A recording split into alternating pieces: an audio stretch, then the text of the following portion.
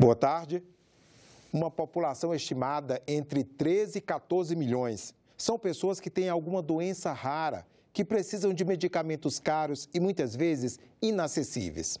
Pois é, mas hoje, senadores da Comissão de Assuntos Sociais aprovaram o projeto de lei que cria a Política Nacional para Doenças Raras.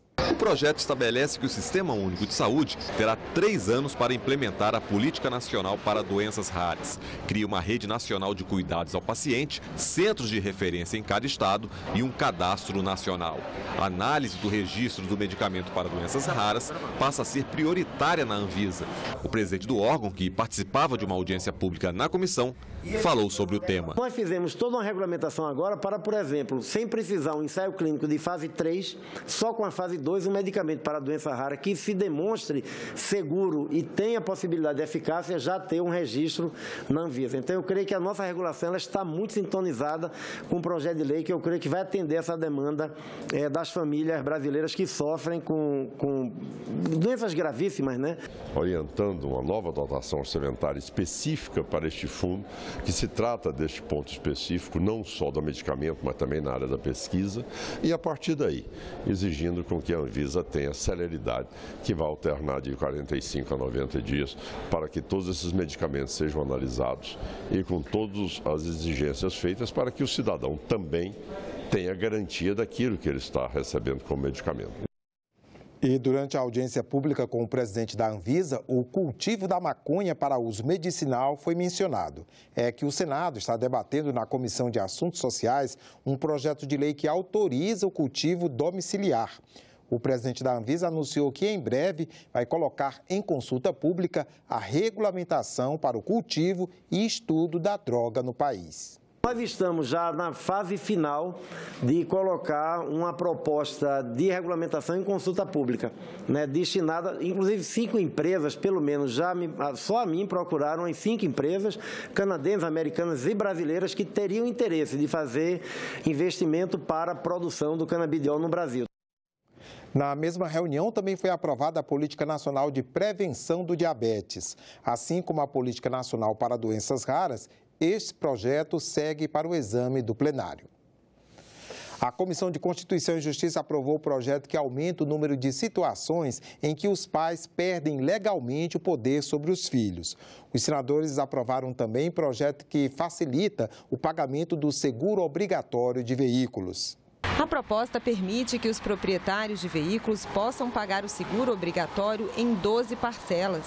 O objetivo do projeto é permitir que os donos de veículos tenham mais possibilidade de pagar o seguro, evitando assim a inadimplência. Os senadores aprovaram também um projeto que amplia os casos de perda de poder familiar para condenados que cometem crimes contra a própria família.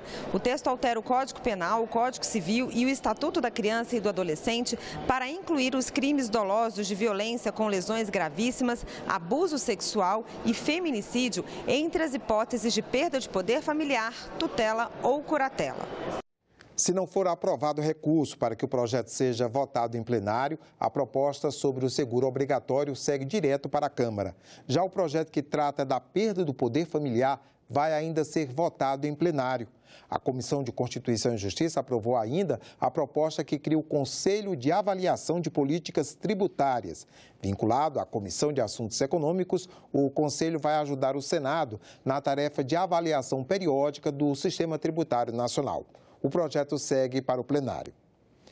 A audiência pública na Comissão de Desenvolvimento Regional debateu nesta quarta-feira o atual modelo de produção e exploração de petróleo e gás natural. Os participantes também analisaram os impactos sobre o financiamento das políticas públicas no Brasil. Críticos da atual política de preços da Petrobras, debatedores apontaram falta de racionalidade da estatal nesses últimos anos.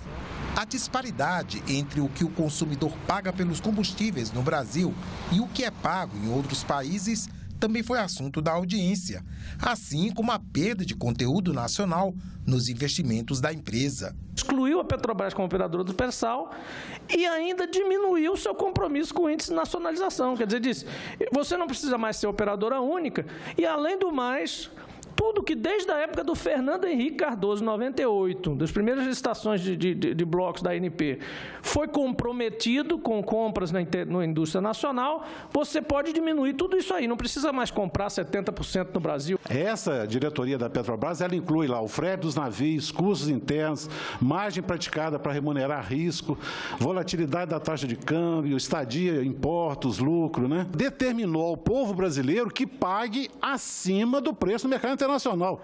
Nós não estamos praticando preço no mercado internacional, é sempre acima. Então isso aqui não tem racionalidade técnica nenhuma nessas licitações do pré-sal, nessas resoluções do CNPE, né? Para este especialista, a política de atualização diária dos preços dos combustíveis foi uma inovação do atual governo. O acionista que compra essa ação, compra uma ação porque ela é mista. Porque ela é hegemônica no refino, porque ela tem hegemonia de terminais, porque ela tem preferência para escolher as áreas do pré-sal, porque ela era o operador único do pré-sal, porque ela tem garantia do governo, porque ela sempre foi blue chip no mercado de ações do Brasil, sem ter política de preço reajustado na bomba em dólar e em tempo real. Então, como é que agora querem me vender que o minoritário da Petrobras vai abandonar a Petrobras?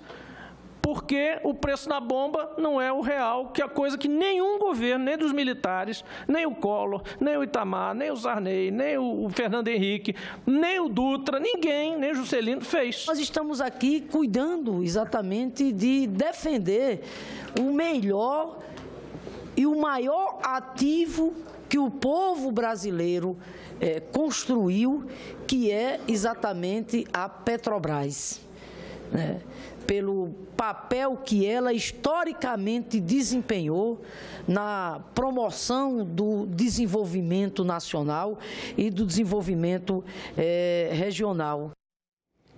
Foi apresentado hoje o relatório final da CPI dos cartões de crédito. O documento traz recomendações para ampliar a concorrência no mercado, melhorar a educação financeira e reduzir o risco de crédito. A CPI foi criada para investigar os juros extorsivos cobrados pelas empresas operadoras de cartão de crédito. O relatório dá 6 meses para que o Banco Central apresente estudos ou propostas de mudanças na cobrança do cheque especial e do crédito rotativo. Também solicita alteração nas tarifas da função débito. É que não faz sentido fazer uma transação com pagamento à vista e você está cobrando um percentual sobre a fatura. O custo daquela transação é igual, seja para uma transação de R$100, seja de 1.000, seja de 10.000. O relatório apresenta ainda 3 projetos de lei. Um para a criação de títulos de crédito para comerciantes que têm valores a receber. O segundo para proibir a propaganda com a expressão crédito parcelado sem juros. E o último para obrigar bancos e estabelecimentos comerciais a afixarem cartazes, alertando sobre os riscos de se endividar com o cheque especial ou com o cartão de crédito. O ponto mais polêmico do relatório é a redução do prazo para as empresas de cartão pagarem os comerciantes, que hoje é de 30 dias. Em uma primeira versão, o relator propôs 15 dias e depois mudou para 26 dias.